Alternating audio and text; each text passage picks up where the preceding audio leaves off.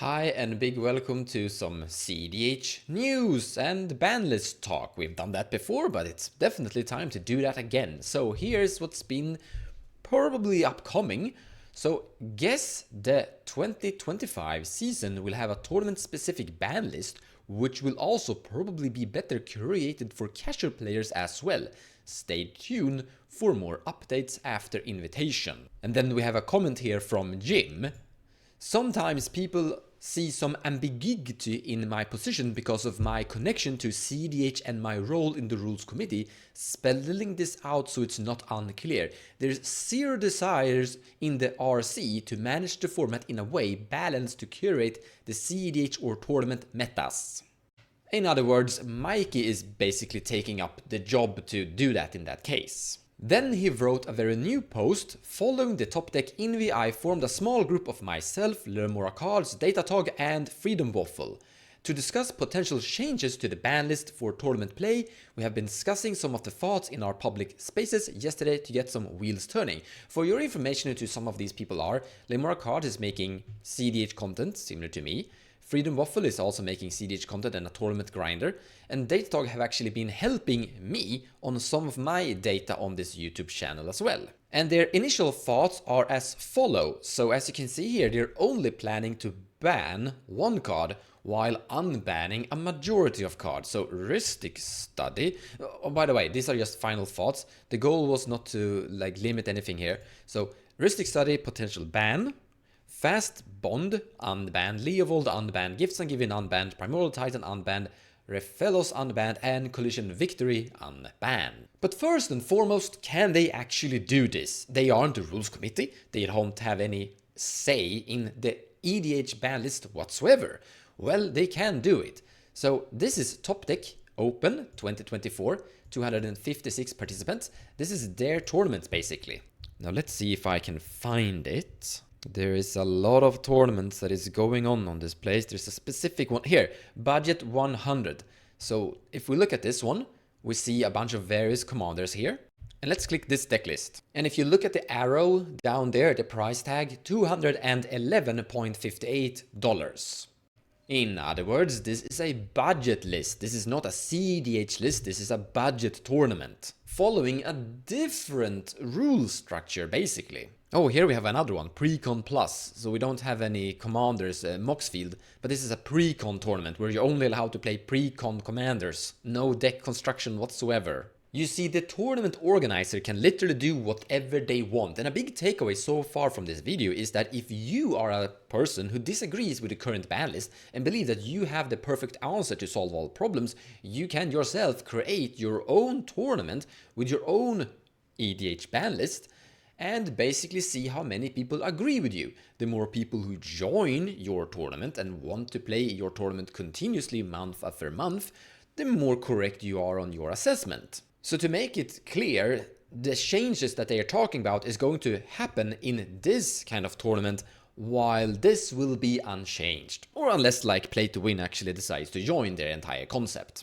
But who knows? There are definitely worthy discussions is if there's a bad problem with this, if there's gonna be a big diversity of different potential tournaments out there, and it's very hard to keep track on what's legal in what tournament and what not. But yeah, we'll see. But now let's actually talk about this. So Fast Bond is pretty good, but we're playing a very low land count, so it's gonna be very limited on how good it actually is going to be. Now some decks are gonna be extremely happy about this. I think Flubs the Fool is gonna go bonkers with Fast Bond. You know, when I just said that, it feels kinda crazy. Flubs and Fast Bond. That should be very strong. Flubs is already kind of good. It will count as playing a land with Fast Bond, which is going to trigger Flubs. Yeah. This is currently the only commander that pops up of my mind that will exploit Fast Bond, but there should be more. And it definitely could open up some more. Wait a minute. Bola Citadel and Fast Bond is pretty good too. Oh wait, that's really good. Bola Citadel and Fast Bond is pretty amazing. You may play the top card of your library. Yeah, you may play lands from the Bola Citadel. And whenever you play a land, yeah, it's giving you unlimited extra land drops. This could really shake up the meta quite a lot. It could really open up a lot of different decks. and it could really speed up this format quite heavily. Next one is Leovold. If you don't remember this guy, he is a anti-card draw commander, so blue, green and black Sultai. Each opponent can't draw more cards than one each turn, so only opponents, and whenever an opponent you control becomes a target for a spell or ability an opponent controls, you may draw a card, so he has that Nado ability. And I guess this is a big boost to cEDH Red Allied Captain, so to say. It's going to increase her power and she's going to have more toolbox interaction when she activates. I don't think this is something you're going to search for with cEDH. I think this is something you're going to put into play if you're playing cEDH to boost her power so that she can activate and find bigger things faster. But if your cEDH is a 4/4 and someone is actually resolving a Wheel of Fortune, then yeah, that's good for you. Ultimately, I don't think Leovold deserved the ban to begin with. He was banned for casual reasons, that a lot of casual players was basically exploiting Windfall together with Leovold Emissary of Trest, and that was annoying. And then there was this Teferis puzzle box, I think they also used a lot. And yeah, you shouldn't play that kind of stuff in casual, but in cEDH there were no reason to ban him. Back then, I think it was, wow, 6 years ago? Oh, whatever, long time ago. A lot of people talked about it and no cEDH player were on the opinion that he was a problem inside this format. The only thing he made was make sure people played spot removal, basically. The next suggestion unban is Gifts Ungiven. 4 mana instant, search your library for up to 4 cards with different names, reveal them, target opponent choose 2 of those cards, put those chosen cards into your graveyard and the rest into your hand, then shuffle. Except on the part that it's 4 mana instead of 3, this is a clear upgrade to Intuition. Intuition searches for 3 cards, while Gifts Ungiven finds 4 cards, and you get to keep 1 more with Gifts Ungiven, so pretty good. So normally with Intuition you find Undual Breach, Sevin's Reclamation and Lion's Eye Diamond, and then you gain a lot of mana with your Lion's Eye Diamond to... No, you flashback Sevin's Reclamation to regain Undual Breach, and then you gain a lot of mana with your Lion's Eye Diamond to recast Intuition to find Brain Freeze, and then you have the win. With this, you're actually making it a little bit easier, because you're finding Undual Breach, Lion's Eye Diamond, Sevin's Reclamation and Brain Freeze all together in one. And then you don't need to cast it a second time. So you flashback Sevin's Reclamation by using your Lion's Eye Diamond, and then you have Lion's Eye Diamond and Brain Freeze assembled, and you win. Ultimately, this is going to speed up the format, and I think that this combo doesn't need an upgrade. Like, Undual Breach is already amazing.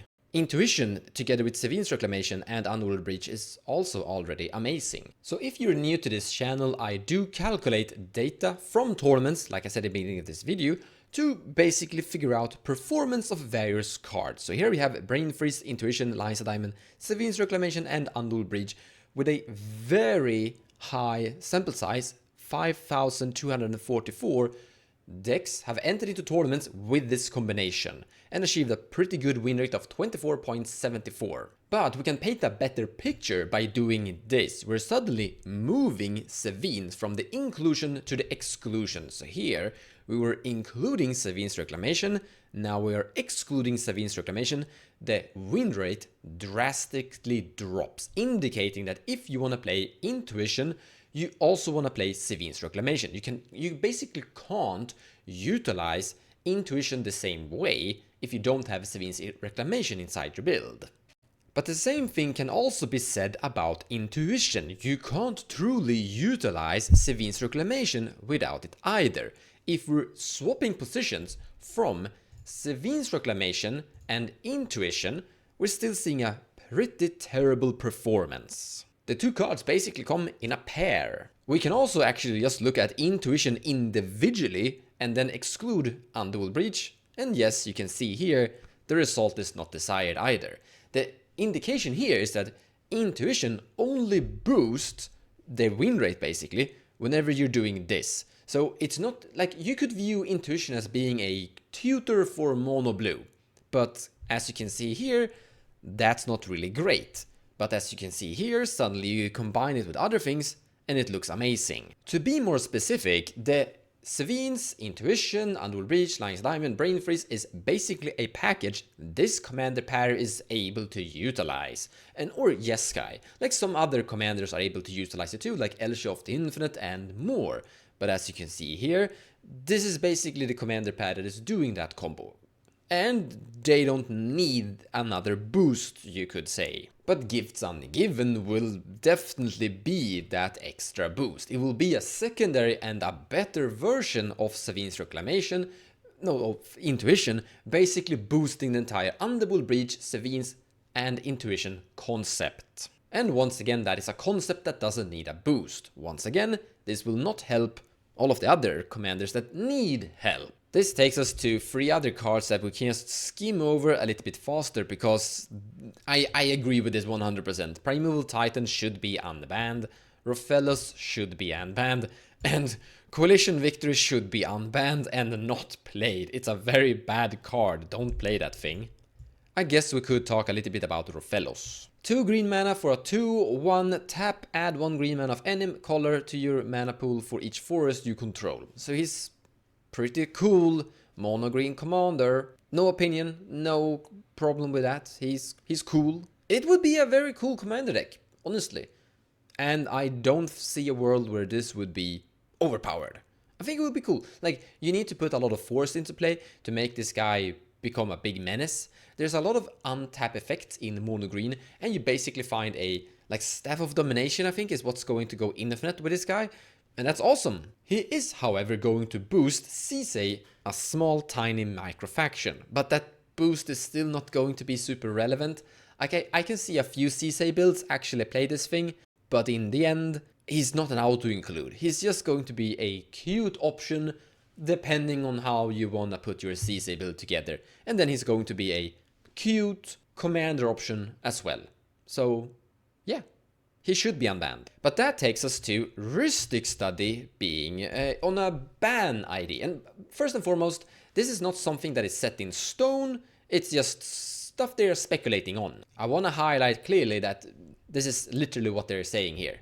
Not set in stone. The only thing I'm going to say is that I have actually been suggesting or wanting a ban on Rhystic Study for quite some time. That's something I've said in previous videos now and then. I've also said that they should ban Mystic Remora together with banning Rhystic Study. I more or less find these two equal.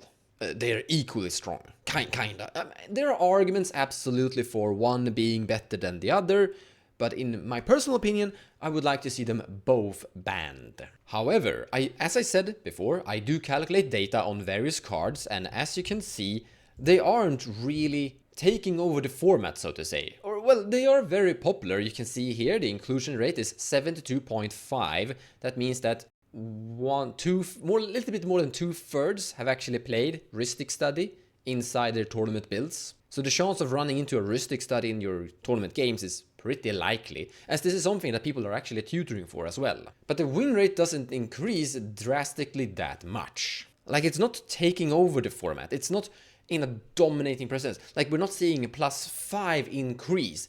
If we would see a +5 increase on the average win rate by having Rhystic Study in your build, it would look like, yes, the people who are playing Rhystic Study have such a huge better chance of winning compared to those that don't. For a reference, this is Dockside's win rate, actually a little bit higher than Rhystic Studies, and this is Ad Nauseum's win rate, also a little bit higher than Rhystic Studies. So if you have one of these two in your build, and you don't have Rhystic Study in your build, your chance of winning is actually better. But I still personally would like to see a Rhystic Study banned over Ad Nauseum and Dockside, because first and foremost, the difference between like the small percentage between like this one and this one is like 1 difference, and that's not huge, but also it's a very specific player experience play pattern, or how the entire pod kind of feels like when this Rhystic Study comes into play. You could summarize with what I'm saying here is that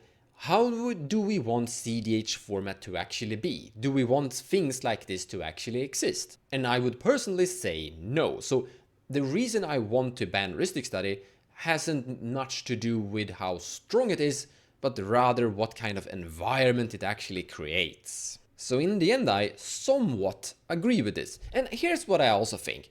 I think they're just testing things out. I think they're starting small.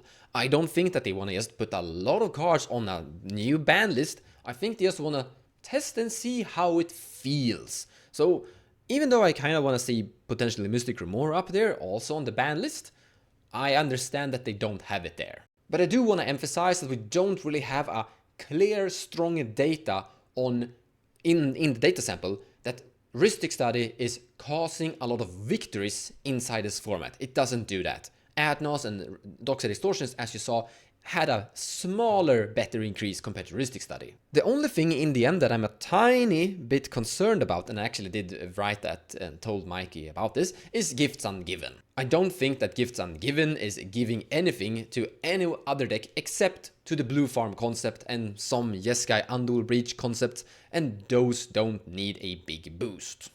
So we should maybe potentially stay away from that one, I think. Now, if this actually comes into some form of implication, which I actually think is going to happen, I don't know exactly what is going to be banned or unbanned, but I think it's going to happen. We would see a new top deck in 2025, like he wrote, and then I would have to separate that into a different data sample collection, because I can't have two different ban lists joining the same data sample. I have to make two different, so that will be a tiny bit annoying on my part. However, it will be great for reference. We can look at the two different ban lists basically and see how different win rate in various cards and various commander will change. For example, so far we have 4 tournament entries with Flubs the Fool, and I can only see a picture of this win rate going up in the future if this guy gets access to Fast Bond. But what do you think? Do you agree with this list, basically? I want to emphasize one important thing. I have some opinions on some of these things here, but I agree with the idea. I agree with doing something. I'm not against someone experimenting and trying something out. This is a big step. This is a big tournament organization that is hosting very big tournaments, and they're taking some very big steps. And I'm not against that, which is very scary for them, I can imagine. And I'm not against they trying to do something here. I have opinions, but they should still do it, I think, even though I disagree on some small details on it. But let me know what you think. In any case, guys, thank you so much for watching, and I'll see you in the next one.